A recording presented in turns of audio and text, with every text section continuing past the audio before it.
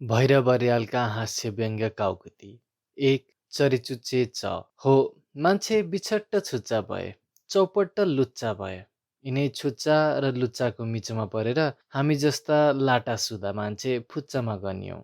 अनि गुच्चा खेल्दा जसरी चुपो लागेको सुधो गोटीलाई चारैतिरबाट ताकिन्छ, त्यसै गरी छुच्चा र लुच्चाका कुर्कुच्चाहरू सधैँ हामी जस्ता फुच्चालाई घुच्चा खुवाउन तम्सिरहेका हुन्छन्। हुँदाहुँदा छुच्याई र लुच्याई नजान्नेहरूले अब बालुवाको लुच्याई पकाएर खाए मात्रै हो, नत्र निर्वाह गर्न मुस्किलै छ। छुच्चा र लुच्चाको आबादी किन यसरी बढ्यो त? सवाल सजिलो छैन। केही लक काट्छन्, आणविक उन्नतिले दानविक प्रवृत्ति बढ्यो। कोही भन्छन् आचार नभएकोले अनाचार बढ्यो। तर सोध्ने कसलाई? जो जान्दछन् उनै लुच्चा छन्। आजको ज्ञान नै लुच्चो छ, विज्ञान नै छुच्चो छ। त्यसैले मानिसका शिक्षा दीक्षा, राजकाज, घरकाज, किनमेल, हेलमेल, कामकीर्ति, मायापिर्ती सारामा छुच्याई र लुच्याईले रजाइ जमाएको छ। सबैतिर साँठगाँठ मिलाउँदा मिलाउँदै अचेल मानिस जति बढ्दै र पढ्दै जान्छ, उति छुच्चो र लुच्चो हुँदै गएको देखिन्छ। बरु सच्चा कुरा निस्कन्छन् आफू जस्तै फुच्चाबाट। त्यसैले म भन्दैछु, छुच्चा र लुच्चाको सङ्ख्या बढ्नु चुच्चाको प्रभाव हो। हो, आज चुच्चाको युग हो। पहिले पहिले सुगा, मैना र कोइली जस्ता चराका चुच्चालाई मात्र चुच्चा भनिन्थ्यो र तिनकै महत्त्व थियो। तर अचेल प्रत्येक मानिस चुच्चा प्रिय छन् र उनीहरूको सभ्यता चुच्चादारी छ। युवकहरू टाईको टुप्पो चुच्याएर लतार्छन् भने युवतीहरू केसको जुरोदेखि लिएर जुत्ताको एडीसम्म पनि चुच्याएर युवकहरूको चित्त ठुङ्न खोज्छन्। यो चुच्चादारी सभ्यतामा छोराले बाबुसित पनि छुच्याइ गर्नुपर्छ, स्वास्नीले लोग्नेसित पनि लुच्याइ गर्नुपर्छ, नत्र साथी सङ्गातीका अगाडि उनीहरूको फेसन बुच्चै हुन्छ, रहनसहन किच्चो हुन्छ र चुच्चाचुच्चीको झमघटमा आफू खिच्चा झैँ अपहेलित हुनुपर्छ। त्यसकारण अचेलका केटाकेटी 12खरी पढ्दा सबैभन्दा पहिले चिन्दछन् चरिचुच्चे च। उसको त्यति राम्रो चुच्चो देख्दा देख्दै गुरु चाहिँ मुखबुच्चे मलाई राम्रो म भनी सिकाउन खोज्छन्। अनि गुरु चेलाको मत मिल्दैन। वास्तवमा भनौँ भने वेदको ओम जस्तै सामान्य अक्षर अचेलको चरिचुच्चे च हो। किनभने रात दिन नखाइ नहुने चिया, चुरोट, चुस्की जस्ता अमृतमय अम्मलहरू चरिचुच्चे चबाटै उठेका छन्। जब यिनको तलतलले मान्छे तुलबुलाउँछ अनि ऊ बाबुको बगलीदेखि लिएर स्वास्नीको थैलीसम्म छाम्न पुग्छ। यसबाट सफल हुन नसकेमा उसले अनेकौं चाख लाग्दा जुक्ति बुद्धिको साधनामा लाग्नुपर्छ। एकपटक हाम्रा साथी साथीमा यही खलबल चलेको थियो। चिया, चुरोट, चप, चुस्की र चलचित्रको गर्जो टार्ने कसरी? नेपालका युवकहरूको आर्थिक स्थिति यही हो। इलम उद्योगको सोच छैन, भोज खानै पर्ने, पोज राख्नै पर्ने। खेती गरौँ कोदालीको बोझ, व्यापार गरौँ किनबेचको झोज। बरु खोज गरेर भए पनि जागिरै खान पाएन हो अलिकति मोज हुने। त्यसमा पनि स्याहाश्रेष्ठताको बोझ र दिनहुँ हाजिर नब्बै नहुने झोज आइपर्छ। अब के गर्ने? त्यसै दिन एउटाले कुरा उठायो, बरु एउटा पार्टी खोलौँ, चन्दा उठाउन थालौँ। अर्को साथीले भन्यो, त्यसो किन नि, एउटा पत्रिका चलाउने भनौँ, वार्षिक ग्राहक बनाउँदै जाउँ, वर्ष दिनभित्रमा एउटा निकालिदिउँला। अरू त च्वाम्म भइहाल्छ। नभए स्कुल खोल्ने या अस्पताल बनाउने बिङ्गा लगाएर चन्दा उठाए पनि भयो। त्यसै माग्न जाउँ भने सुटेड बुटेड लबिदरेको इन्सल्ट भइहाल्छ। चन्दा भनेपछि त न माग्नेले लजाउनु पर्छ न दाताले रिसाउन हुन्छ। चन्दा यो 20औं शताब्दीको चतुरहरूले आविष्कार गरेको प्रजातान्त्रिक ठग पद्धति, जो चरिचुच्चे चबाटै उठेको न हो। त्यस दिनदेखि कोही ठगिकन जेल जान नपर्ने यस्तै प्रजातान्त्रिक उपाय अपनाउन लागे। कोही यसका कुरा उता उसका कुरा यता गर्दै चुक्लीको पुरुषार्थ गर्न लागे। कोही ठुलो बडाको पुच्छर समाती तरकारीको झोलादेखि लिएर सरकारी ब्यागसम्म बोकी चाकरी गर्न लागे। कोही चिप्ले किरा जस्ता नरम भएर चिल्लो घसी चाप्लुसी गर्न थाले। म थिएँ 3 न 13 को तिलकाने। चप्पलको चपेटाले चाउरिएको कुनै प्रेमी झैँ चौबाटोमा लर्खराएको लर्खराए भएँ। चाकरी, चुक्ली, चाप्लुसीको पुरुषार्थ गर्ने साथीहरूको नाक चुच्चिदा चुच्चिदा माछापुच्छ्रेको हिमालको चुचुरो जस्तो भइसक्यो। तर आफूलाई 4 पैसाको चटामरी र 4 वटा गेडा चना कसैले पत्याउने होइन। अब तपाईँ नै भन्नुहोस्, चरिचुच्चे च को महत्त्व कत्रो रहेछ? छकाउने र फकाउने, झुलाउने र फुल्याउने, लखेट्ने र झपेट्ने, घचेट्ने र सङ्गेट्ने, यी सबै यसै चुच्चाका देन न हुन्? हुन त मान्छेको मुख पनि एउटा चुच्चै हो। भन्न मात्रै हामी त्यसलाई चुच्चो नभनेर चोसो भन्छौँ। 4-5 महिनाको बालकलाई काखमा लिएर आमा चाहिँ बड कतै भनी हप्काइदिन्छे। अनि बालक चोसो पसारेर रोइदिन्छ। उसको चोसो देखेर सबै मुग्ध हुन्छन् र चोसो हेर्नकै लागि बालकलाई जिस्काइरहन्छन्। यसबाट मानिस कति चुच्याइ प्रिय हुँदो रहेछ भन्ने थाहा हुन्छ। हुँदाहुँदै आखिर सबैलाई त्यही चोसाले पिर्छ। बालक दुध चोरेर खान्छ, पिटौँ भने चोसो पारिदिन्छ, अनि माफ दिन करै लाग्यो। उसको खेलौना वा उसको घरको केही चिज कसैले उठायो भने हेर बाबु तिम्रो लग्यो भनी बालकलाई जगाइन्छ र ऊ चोसो पसारेर आफ्नो माल कसैलाई लान दिँदैन। यसरी बालकदेखि नै लुच्याइ र चुच्याइको तालिम मान्छेले आफ्नो चोसाको माध्यमबाट पाउँदै आएको हुन्छ। त्यसैले अचेल कसैलाई फुर्क्याउनु पर्यो भने अलिकति गुलियो चटाएर चोसो मुसारिदियो। कसैलाई घुर्क्याउनु छ भने गनाउने मुख लाएर चोसो पारिदियो, सिद्धिहाल्छ। मैले भनिहालेँ नि, मानिसको चुच्चै मुख हो। त्यसैले अचेल कोही मुजुरको चाहिँ चुच्चा सिँगारेर राम्रा भनिन खोज्छन्, अनि सिनेमाका राम्रा राम्रीले चाहिँ मानिसलाई बुच्याइदिन्छन्। कोही चाहिँ सुँगाको चाहिँ चुच्चो चलाएर विद्वान भनिन खोज्छन्, अनि अचेलका नेता नेतीले चाहिँ भाषणले फकाएर मान्छे छकाइदिन्छन्। कोही चमेरा चाहिँ चुच्चो मिलाएर प्यारा बन्न खोज्छन्, अनि ब्वाँसोले चाहिँ मानिसलाई फुलाएर सुल्याइदिन्छन्। अझ कोही बाजका झैँ चुच्चा तिखारेर बलिया बन्न खोज्छन्, अनि ठुला ठुला राष्ट्रका चाहिँ परस्पर चुच्चा जुधाएर लुरे लाम्रे देशहरूलाई चपाइदिन्छन्। त्यसकारण सुखपूर्वक बाँच्न चाहने हो भने अब सबैले चकार महात्म्य पढेर चुच्चाको महत्त्व बुझ्नुपर्छ। छुच्चा हुनुपर्छ, लुच्चो हुनुपर्छ। नत्र हामी जस्ता लुरकुच्चा फुच्चाले खिच्चाको बच्चा झैँ छुच्चा र लुच्चाका बोरकुच्चाको घुच्चा खाँदै निच्च परी टुकुचाको उच्च पर्खालबाट हाम फालेर यमोलोकतिर सुइँकुच्चा ठोके हुन्छ।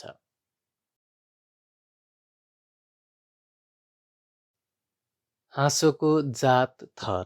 हाँस्यो कि काम नास्यो भन्ने उहिलेदेखिको उखान अहिलेसम्म चलेकै छ। तैपनि हामीले भने हाँस्न छाडेका छैनौँ। काम त के, मामै नासिए पनि हाम्रो हाँसो कुनै दिन नासिएको छैन।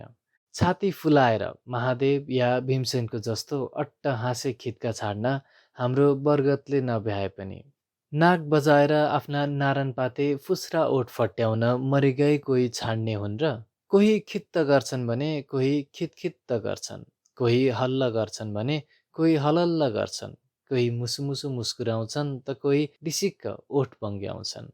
हाँस्यो कि काम नास्यो भन्ने सिद्धान्त कडा भयो भनेर नै होला हाम्रा आदिकवि भानुभक्तले भनेका थिए। अरूले हाँसे हाँस तर बुहारीहरूले चाहिँ कति नहाँस है। तर अचेल बुहारी मात्र त के, भूतपूर्व बुहारी, बुहारीका उम्मेदवार सबै खिलखिलाइदिन्छन्। यसरी 12 महिना 12 काल केही न केही रूपमा हामी हाँस्न खोज्छौँ। यद्यपि तपाईँ हामी जस्ता गरिब गुरुवाको कर्ममा खिलखिलाएर हाँस्ने सायद बिरला कोटी मात्र छ। तैपनि हाँस्न त हामी खोज्छौँ। त्यसैले हाँसोका जात थर, नाम, दर्जा इत्यादिको विश्लेषण गरेर सानो सानो रूपमा भए पनि बिस्तार बिस्तार हामीले हाँसो शास्त्रको चर्चा गर्नु नितान्त आवश्यक छ। रोटी पनि हेर्नका छन् राँड भने चाहिँ हाँसो पनि त हेर्नका होलान् नि। हाँसोका धनीले यसबारे केही विचार गरेनन् भन्दैमा हामी हाँसोका गरिबहरू पनि केही कनीकुथी किन नगरौँ? आखिर धनीबाट भएकै पो के छ र? हाँसोलाई प्रतिध्वनित गर्ने शब्द अचेल हाम्रो भाषामा धेरै नै बटुलिसकेका छन्।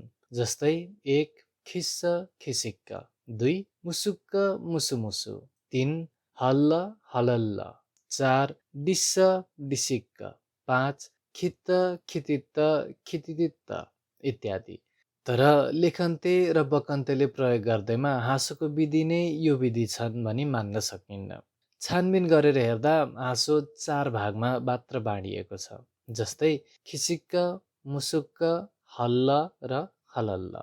हल्ल र हलल्लको स्त्रीलिङ्गी रूप खित्त र खितित्त हो, किनभने यी शब्दले आइमाई हाँसेको भन्ने सम्झिन्छ।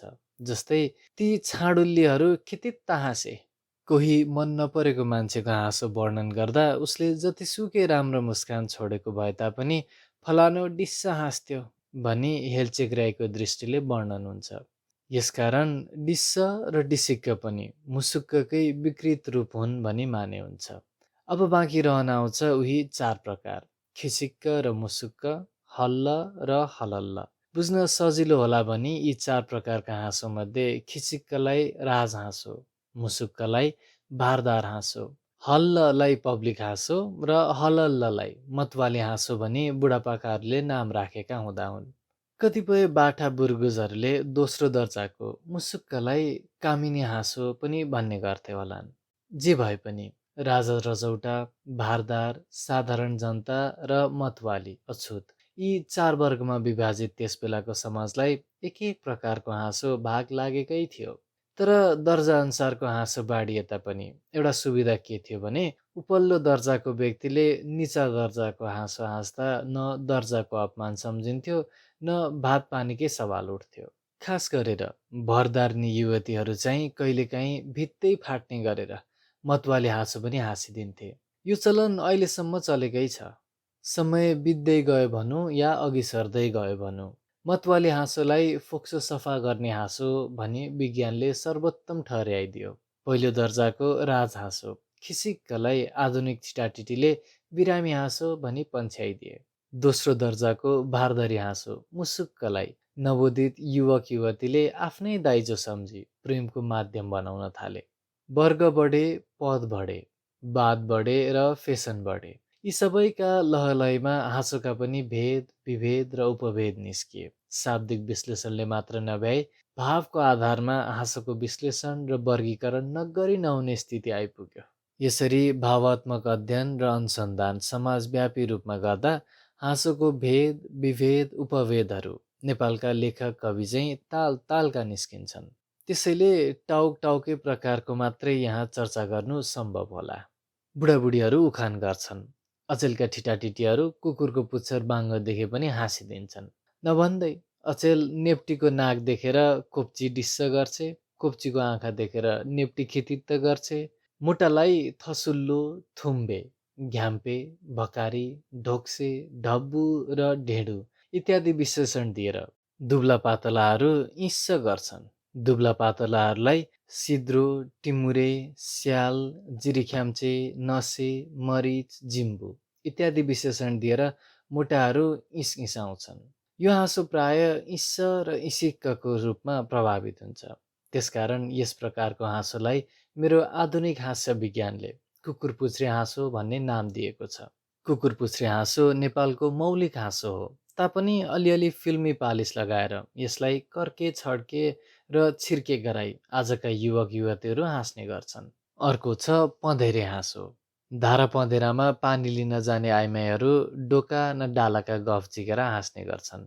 यिनैबाट उत्पत्ति भएकोले पहिले पँधेरे हाँसो यस्तै पँधेर्नीहरूमा मात्र सीमित थियो। तर हिजो आज हाम्रा स्वतन्त्र भलाद्मी, शिक्षित गफी, बुझक्कड बुद्धिजीवी अर्थात् अलपत्रिएका नेता, खोसिएका मन्त्री, नगनिएका लेखक, प्रमोसनमा हेपिएका कर्मचारी, जागिर नपाएर रङबङ्गिएका ग्रेजुएटहरू सबै पँधेरे हाँसो हाँस्दछन्। क्रुश्चेभ र केनेडीलाई जोखतौल गरी हाइड्रोजन, एटम, उपग्रह, नरस्त्रीकरणदेखि लिएर टुकुचामा मुला पखालेका कुरासम्म विचार विमर्श र वाद विवाद गर्दा गर्दै बीचबीचमा यिनीहरू यस्तरी हाँसिदिन्छन् कि घरको भुटुन समस्या समेत त्यही हाँसोमा बतासिएर अट्टाहास गर्न थाल्छ। गफ गर्न पढेका, जागिर खान डिग्री लिएका, मन्त्री हुन पार्टी खोलेका, पैसा कमाउन पत्रिका चलाएका, दक्षिणा लिन रामनामी बेरेका, नाम छपाउन कविता लेखेका यी भलाद्मीहरूले टुडी खेलको दुबो चिमोड्दै हाँस्ने यस किसिमको पँधेरे हाँसो हाँस्न कति पनि गाह्रो छैन। तर हाँस्दा कि अर्काको नाडी समाएर घचघच्याउनु पर्दछ कि आफ्नै तिग्राको मादल बजाउन भने बिर्सनु हुँदैन। पँधेरे हाँसोलाई 2007 सालपछिको नेपालको सबैभन्दा विकसित हाँसो भनिदिए हुन्छ। अर्का थरी नाकनिके हाँसो हाँस्दछन्। अल्लारे ठिटाठिटीहरूको काम कुरोलाई नाकनिके गर्दै बुढी आइमाईहरूले यो हाँसोको सिर्जना गरेका हुन्। तर अचेल नाकनिके हाँसोले पनि हाम्रो समाजमा निकै आदर पाएको छ। श्रीमान क को कुरा सुन्दा श्रीमान ख नाक चेप्र्याएर मुख छोपी हाँस्दछन्। श्रीमान गको कुरा सुनेर श्रीमान घ नाक निकाउँछन्। फलाना नेताको भाषण तिलाना नेतालाई हास्यास्पद बन्दछ। ढिस्कनाको सिद्धान्त सुन्दा अर्कालाई हाँसो उठ्छ। श्लोकबद्ध कविता देखेर नयाँ कवि खित्का छाड्छन्। आधुनिक कविता पढ्दा पुराना कविहरूको तालुदेखि पैँतालासम्म चिलचिलाएर हाँसो उठ्छ। तपाईँ भन्नुहोला नाक्निके हाँसो र कुकुरपुच्छ्रे हाँसो उस्तै त हुन् नि। तर अलि याद राख्नुहोस्, नाक्निके हाँसोमा अरूलाई 2 पैसामा पनि नगनी गिज्याउने गुलियोपन रहन्छ। कुकुरपुच्छ्रेमा खल्लो हाँसो मात्र। अर्को थरी हाँसो छ कालिदास हाँसो। कपुरी क दुब्लाएको भनी जुन बेला महाकवि हुने कालिदासजी रोएथे त्यस बेलादेखि यो दयनीय हाँसो जन्मिएको हो। यो हाँसो हाम्रा तराई पहाडतिरको अन्जान गाउँले दाजुभाइहरू हाँस्छन्। उनीहरूको भूगोलमा नेपालको दक्षिणतर्फ घोर मुखाको मुलुक छ, पूर्वतिर 1800 सिँढी भएको स्वर्ग जाने भर्याङ र उत्तरतिर पाताल जाने 108 कोसको सुरुङ छ। उनीहरूको राजनीतिमा पृथ्वीमा जम्मा 4 बादशाह छन्। बङ्गाल र मद्रासको लडाईँ हुन्छ। 2020 सालमा पृथ्वी घोप्टिएर मान्छे जति सारा पाताल पोखरीमा मुन्टो गाड्न पुग्छन् इत्यादि अनौठा अनौठा कुरा उनीहरू थाहा पाउँछन् र मरिमरि हाँस्छन्। अचेल यस्तो पनि एक वर्ग हाम्रो समाजमा देखिएको छ जसलाई आफ्नो बुद्धि बरकतले नभेटे पनि नाम कमाउने भोकले सताएको हुन्छ। आफ्नो हुस्सुपनलाई उडाउँदै अरू हाँसेको थाहै नपाई मैले खुब राम्रो ग्रन्थ लेखेछु भने गजक्क पर्ने लेखक। मैले राजनीति बुझेको छु भन्ने ठानी घिरौँला जत्रो नाक पार्ने तिनसुके नेता र मेरो बोलाइको माधुर्य कस्तो छ भन्ठानेर गम्कने वक्ता इत्यादि। यिनीहरू अरूले आफूप्रति व्यङ्ग्यात्मक भावले हाँसेकोलाई प्रशंसा सम्झेर स्वयं पनि हाँस्न थाल्छन्। यस्तो अर्थात् आफ्नो काम र कृति देखेर आफै छाडिने बोक्रे आत्मगर्वको फुस्रो मुस्कानलाई बाँदरपुत्रे हाँसो भन्नुपर्दछ।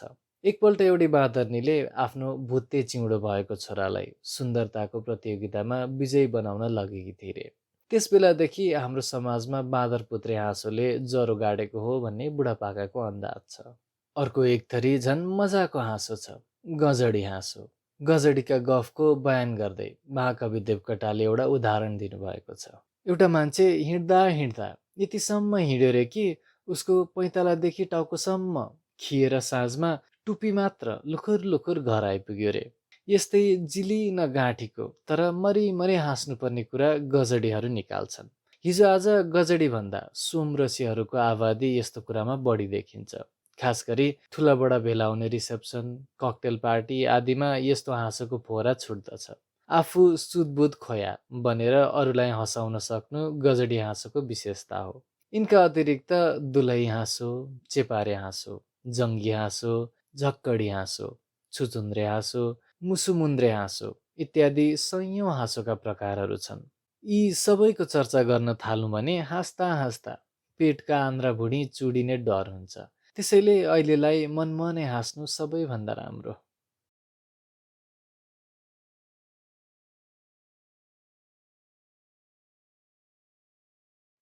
नयाँ भाखा र नयाँ कविता।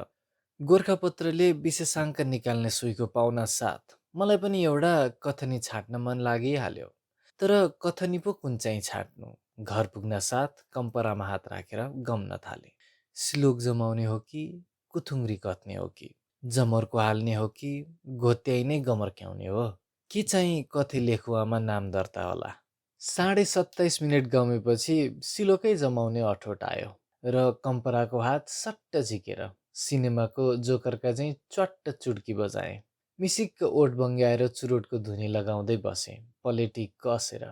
ए बाबा र म जस्तो मान्छेले पलेटी कसेपछि एउटा भानुभक्त बुढा जस्तो सिलोक कस्तो नजम्ला त।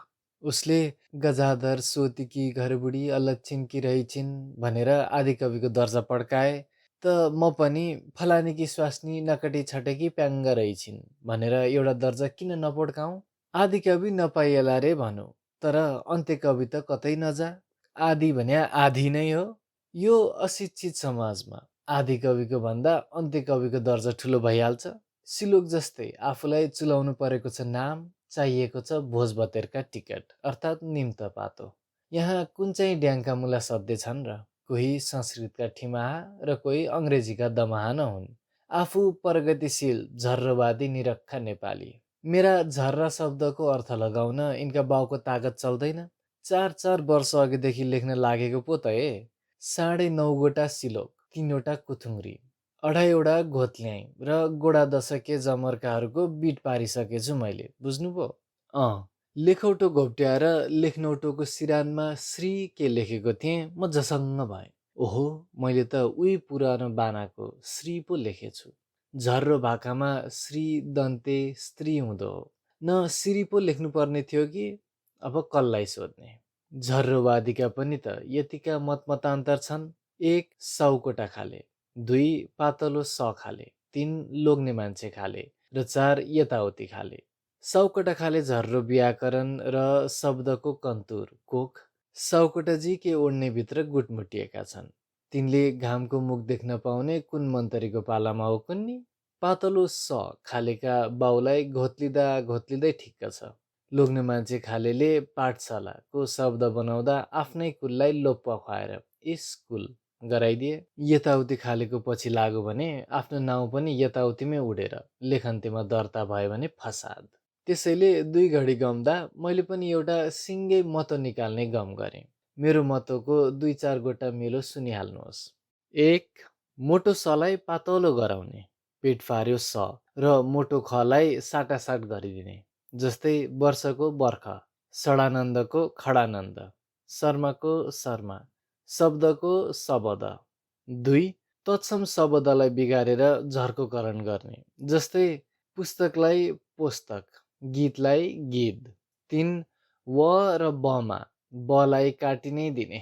बालाई बोलाउनु पर्यो भने वा भनेर लाटो कराइ झैँ कराइदिने। 4 रस्व र दीर्घमा जहाँ जस्तो जस्तो मन लाग्छ त्यस्तै गर्ने। 5 सकेसम्म चल्तीको वाक्य बनाउने। जस्तै कहाँबाट आइस को ठाउँमा कहाँटा आइस, साराटा आएँ, सहरबाट आएँ इत्यादि। र 6 झर्को पर्याय हाल्ने। जस्तै प्रकाशलाई खर्चन्ते, मुद्रकलाई छपन्ते, मन्त्रीलाई मतुवा, सेक्रेटरीलाई सिग्रेटरी। यस्तै झर्रा शब्द लेख्ने गर्दा गर्दै म आफ्नो भाकालाई नेपाली जतिले बुझ्नै नसक्ने पारिदिन्छु। कसो मेरो नाउँ लेखुवामा दर्ता नहोला त? नेपाली शब्दको अर्थ झिक्न बेलायते या रुसे पढन्तेहरूलाई पनि बोलाउन परेन भने त्यो के झर्रो नेपाली भाका? संस्कृति शब्दबाट रहेका मान्छेका नाउँ समेत झर्रो नेपाली गराउने मेरो अठोट तपाईँहरूले सुन्नुभएकै होला। देखाउटको निम्ति केही नाम झारौँ। 1 बालकृष्ण केटाकेटी कालो, 2 विश्वबन्धु संसारिष्टे, 3 श्यामप्रसाद कालो निगाह, 4 दाताराम दिने खाने मालिक, 5 बलराम तागतराम, 6 भानुभक्त सूर्य भगत, 7 श्रीधर सम्पत्ति बोक्ने, 8 तारानाथ तारेपोई, 9 महानन्द झन् ठुलो रमाइलो इत्यादि। अनि मात्र सबै नेपाली गराउने सरकारको धोको पनि पुग्ने थियो। अङ्ग्रेजीलाई नेपाली गराउन भनी टाँस निकाल्ने सरकारी हाकिमज्यूले आफ्नो दर्जा अङ्ग्रेजीमै रहन दिए तापनि मेरो भाका चलेपछि उहाँहरूको नाउँ चाहिँ झर्रो नेपालीमा राखिदिन्थे। सरकारी टाँसले भाका भनेको लिपि मात्रै हो भन्ने सम्झ्यो। व्यापारीले अक्षर मात्रै देवनागरीमा लेखेर आँखामा छारो हालेको पत्तै छैन। सके सबै टाँसपाटी नेपालीमा गराएँ भने घिरौँला जत्रो नाक पारी प्रमोसन माग्न जाने पनि भित्रभित्रै निस्कियो होलान्। सबैको नाउँ नेपालीमा बदले पनि आफ्नै स्वास्नीको नाउँ बदल्न चाहिँ मैले तमाम झर्रोवादी पदन्तेहरूको जमघट नबोलाई सुख पाउन्न। किनभने उनको नाउँ छ भगवती। भगवतीको झर्रो नेपाली के होला? एकाडेमीको शब्दकोख हेरौँ भने 2 वर्षदेखि भए जति बल त्यसैमा लगाएर जमर्को कस्ता पनि छापिसकेको छैन। एकाडेमीका सदस्यलाई सोधौँ, उहाँहरूलाई तलबी फारम भर्दैमा ठिक छ। झर्रोवादका पुरेतहरू ननिस्किकन भगवती र भगवानको झर्रो शब्द निस्कन गाह्रै छ। सिलोक जमाउन कसिएको म भाका विचारमा पो रल्लिएछु।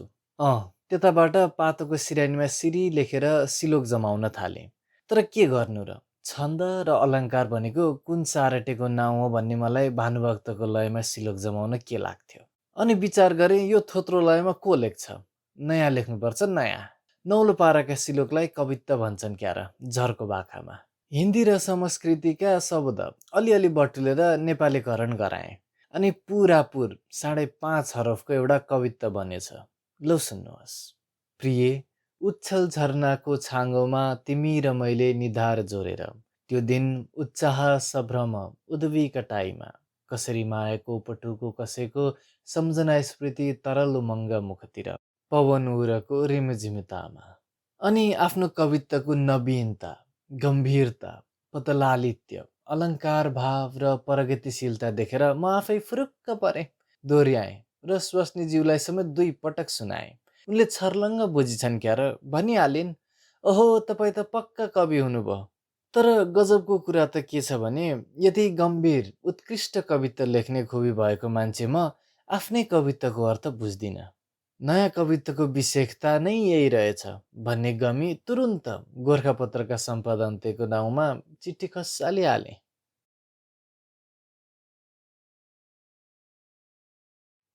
टी पार्टी देख्दा लुरीले पालेको कुखुरो जस्तै भए पनि म काठमाडौँको एउटा चान्चुने भलात्मी नै हुँ। सरकारीमा महेत्तरदेखि मन्त्रीसम्म, ढोक्रेमा गाइनेदेखि गुर्जुसम्म मैले नचिनेको कोही छैन। राजनीतिकै कुरा गरौँ भने पार्टी च्याहार्दा च्याहार्दा खाक भएर हाल नातागोता कमिसनको सिफारिस बमोजिम सिनेमा विभाग अन्तर्गत टिकट ब्ल्याक मार्केटिङ कमिटीको अस्थायी महासचिव बन्न पुगेको छु। साहित्यमा भन्नुहुन्छ भने हेड पिएनदेखि हेड मन्त्रीसम्मको स्तोत्र बनाइ लेखेको मेरो स्तुति शतक पढ्नुभएकै होला, जो ठुला बडाले छपाएको भए ठुला ठुला विद्यालयले आफ्नो पाठ्यक्रममा उहिल्यै राखिसक्थे। धेरै बयान गर्दा धक्कु लगाए जस्तो पर्ला भनेर मात्रै भन्न डराएको, नत्र त बोक्सी बकाउनेदेखि लिएर मान्छे फकाउने काममा समेत कहिल्यै पछि हट्नु पर्ला जस्तो मलाई लाग्दैन। तर यो सुटुक्क भनेको नि हल्ला नगर्नु होला। कुरो कुन्तुरोको कोसेली लगेर पोको पुन्तुरो ओसार्न त म वर्णाएकै हुँ। यतिको ज्ञान विज्ञान तैँले कहाँबाट हासिल गरिस् त भन्नु होला। यो सबै ठुला बडाका सङ्गतको प्रसाद हो। मैले गर्न आँटेको गाँठी गुनासो के भने यति इम्पोर्टेन्ट मान्छे भएर पनि कतै टी पार्टी भयो भने मलाई निमन्त्रणा पठाउन बिर्सिदिन्छन्। कस्तो लाज मर्नु। पोहोरसम्म त मलाई टी पार्टीमा जाने तिर्स नै थिएन। मैले पढेको अङ्ग्रेजीमा टी माने चिया, पार्टी माने सङ्घ, टी पार्टी माने चिया सङ्घ हुन्थ्यो। आफूले कत्रा कत्रा सङ्घ संस्था देखिसक्यो, जाबु चिया सङ्घमा को जाला भन्थे। म वास्तै गर्दिनँ थिएँ। तर एक दिन कुन चाहिँ उत्सवको भोलिपल्ट हो, एकजना शास्त्रीज्यू कहाँ गएको त अघिल्ला दिन आफूहरूले होटल र्यावयलमा आचमन गरेको पञ्चामृतको पो बयान हुन लागेको रहेछ। सनातन सुरक्षा समितिका नेता सुवेदीज्यूले पञ्चामृतको सुरमा आफ्नो विश्वामित्रे दारी आफैले फर्याउन लागेका रे। सांस्कृतिक मन्त्री द्विवेदीज्यूले आफ्नो टोपी नै हराए रे। राष्ट्रियता संरक्षक समितिका असिस्टेन्ट डाइरेक्टर चतुर्वेदीले चारै आचमनमा सन्जे फकाल्न थालेका रे। अहो, त्यहाँ म भइदिएको भए सुवेदी, द्विवेदी र चतुर्वेदीको समेत यो चर्तिकला भयो भने म कुन वेदी हुँ र? हद्द भए हलुवा वेदी होला। त्यति न हो, पञ्चामृतदेखि के को लाज? पञ्चामृतको पाख्यानको साथसाथै रसबरी, फुलबरी, फिरबरी, चिकन करीको पनि बयान सुन्दा पो मैले टी पार्टीको वास्तविक र व्यापक अर्थ बुझेँ। इमान्दारीपूर्वक भन्ने हो भने त्यसै बेलादेखि टी पार्टी भन्ने सम्झ्यो कि मुखमा साउनको मूल फुटे चाहिँ सर्र पानी आउँछ। तर फसाद के भने बिरालोले मुसो ढुके चाहिँ ढुक्दा ढुक्दा बल्ल बल्ल यस्तो पार्टीको समाचार कहिले कहिले पाइन्छ। तर म अभागीलाई निम्ता चाहिँ आउँदैन। एक दिन घुम्दा घुम्दै एकजना भूतपूर्व एसपीज्यू कहाँ पुगेको थिएँ। पुग्ने बित्तिकै उनले सोधे, भोलि पार्टीमा जाँदैनौ? मैले भने, खोइ त निम्तो छैन। उनले कड्किँदै भने, यो ब्राह्मण भोज र निम्तो नभई जान नहुने। कसै कसौ भएर एउटा ठुलो बडाको पछि पछि जाऊ न। ढोकामा कार्ड खोजिहाल्यो भने ओह सरी भनिदिनु, कुराकानी पास। पार्टीमा त जाने भइयो, तर लुगो पाउने कहाँ? फ्याते कटुवालले सिलाएको दरसुरा लाएर के जानु? आफ्नो एउटा भएको पाइन्ट दसैँको भेडो खुइलिए चाहिँ खुइलिएको छ। आफू नाम नचलेको मान्छे भए पनि मरिजाओस् त भन्नु ठुलो बडो नै नभए तापनि ठुलो बडाको पुच्छर हो भन्ने सबैलाई बितिँदै छ। आजको नेपालमा मान्छेको भलाग्ने तत्त्व जोख्ने लुगो नै हो भन्छन्। अन्तको कुरा परै जाओस्, पशुपति बुढाबाको मन्दिरमा समेत बाबु साहेबी लुगा लगाएको छ भने छेम्डेल अड्डाको कुल्लीले पनि छाप टिका र माला पाउँछ। झुत्रे झाम्रे भएर गयो भने मै हुँ भन्नेले पनि 2 पात नारायण पाती लिन 2 घन्टा घुइँचो खानुपर्छ। सोच्दा सोच्दै मलाई कृष्णजीले मावल जाँदा धोबीको लुगा खोसेको कथा चट्टै याद आयो। तर उनी त भगवान थिए र पो। बिचरा धोबीले केही गर्न सकेन। आफू त्यसरी लुगा खोज्न जाउँ त बजाइदिन्छ दुईतिर गालामा डब्बल ताली। आखिर एउटा गजब जुक्ति सुझ्यो र एकजना ठुला बडा इष्टमित्र कहाँबाट ल्याएँ एक जोर सुट सुटुक्क। तर सुट रहेछ घ्याम्पे, कर्णेले लाउने जत्रो। आफू थिएँ च्यान्टे कप्तान जस्तो। जे होस् महत्त्व कपडाको हुन्छ। अलिकति सानो ठुलाको कसले छ्यान विचार गरिरहन्छ र अचेल। कसैले औँल्याइहाल्यो भने यो सुपर लुज फिट भनिदियो चुपचाप। श्रृङ्गार पटार गर्न भने मलाई उत्तिको भारत परेन। लिपस्टिक युनियनकी कोषाध्यक्ष मेरी काइँली छँदै थिई। अखिल नेपाल पाउडर परिवारतिर साइने परेकी माहीले। अनि के थियो र नक्कलगिरीले खरानी दले चाहिँ पाउडरै पाउडरले नछोपिए तापनि मुखका चाउरी र चाया लुकाउन मलाई उति साह्रो गाह्रो परेन। डाक्न बोलाउको पाहुनालाई भत्तेरको कार्यक्रम कुन बेला हुने हो के पत्तो। ठाउँ त र्यावायल होटल थाहा पाइयो।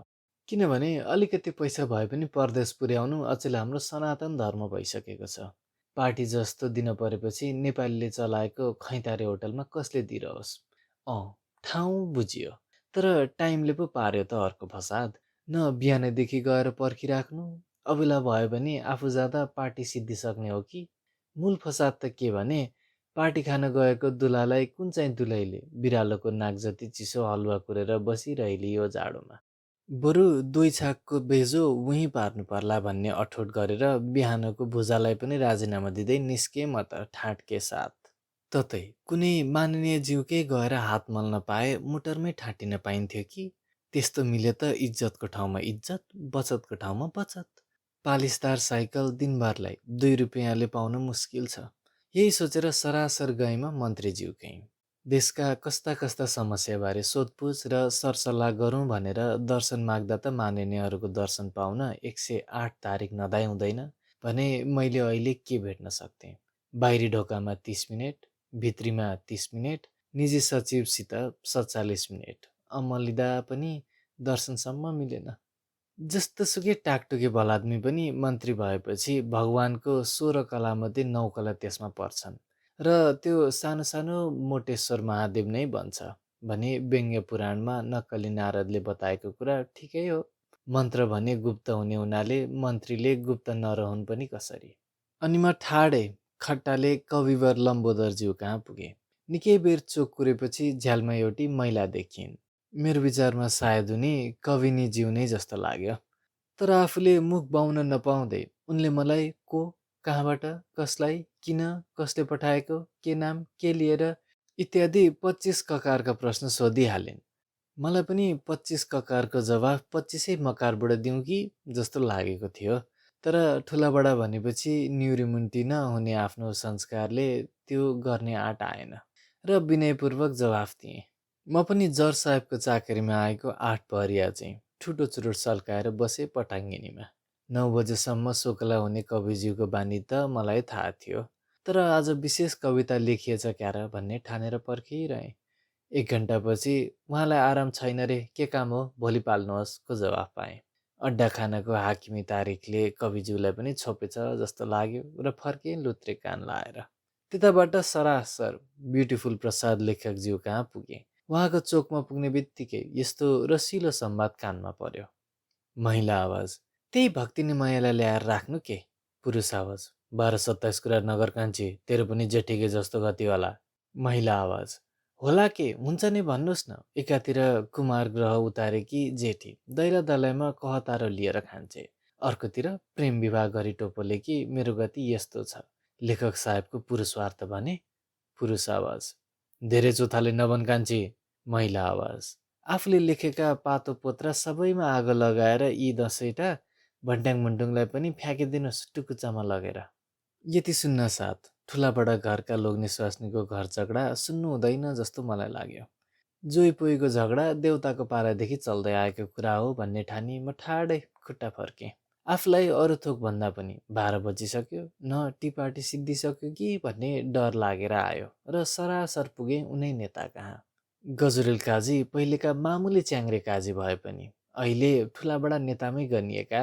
नेता पनि चान्चुने पार्टीको हो र। अखिल नेपाल जनता जनार्दन परिषदका पर्मानेन्ट सभापति। ठुलो बिन्द्रालो भएको मान्छे हुनाले उनको पार्टीमा जथाभावी सदस्य पनि थिएनन्। छोरीको जेठाजु महामन्त्री, छोराका जेठा अर्थमन्त्री, कार्यसमितिका सदस्यमा भान्दाई, साला, साँढदाज्यू, ज्वाइँ आदि 15 जना। जे होस् 3 जनाको त पार्टी खुल्ने ठाउँमा यतिका सदस्य हुनुलाई नेताको चान्चुने जनप्रियता त भन्नुहुन्न है। माथि सिलिप पठाएर तल पर्खिरहने म जस्तै त्यहाँ 12 जना थियौँ। ठुलाबडा कहाँ आउने जानेको के लेखा।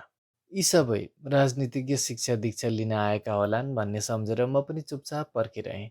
धेरै बेरपछि नेताज्यू बाहिर भन्ने सुनियो। अनि आगन्तुक मध्ये कोही मेरो दुधको पैसा लिनु थियो, धाउँदा धाउँदा 2 महिना भयो भन्दै हिँडे।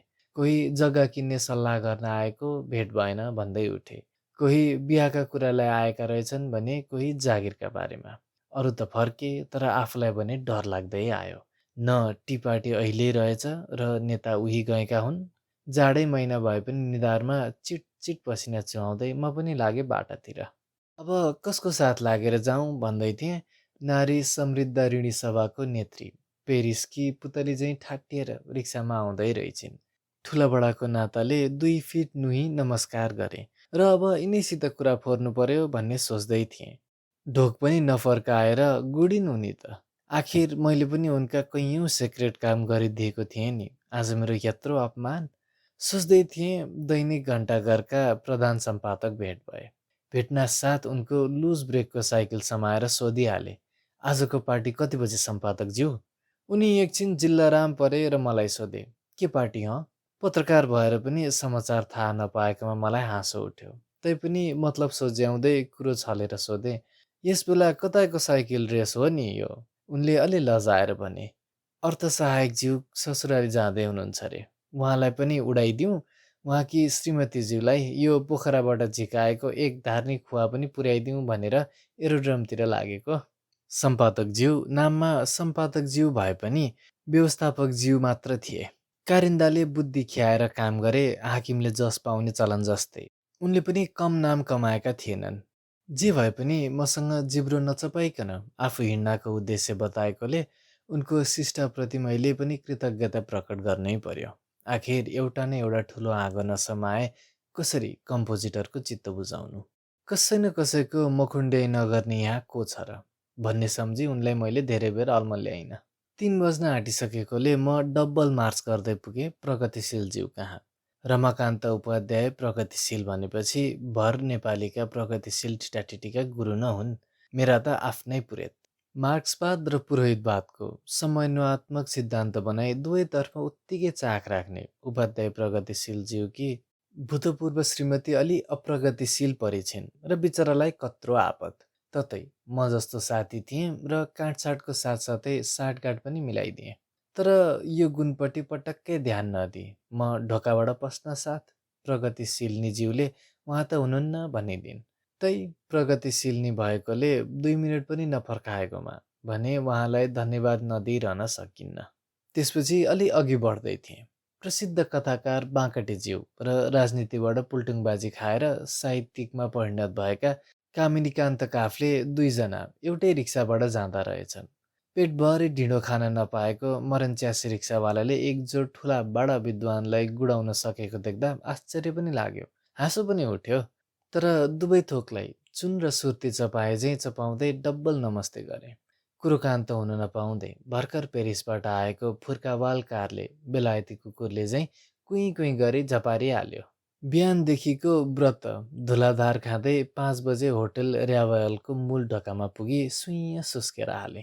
सरासर भित्र पस्न लागेको त कहाँ पाइन्थ्यो। ढोकेले कार्ड साहेब कार्ड भनिहाल्यो। कतिपल्ट सरी भन्नु।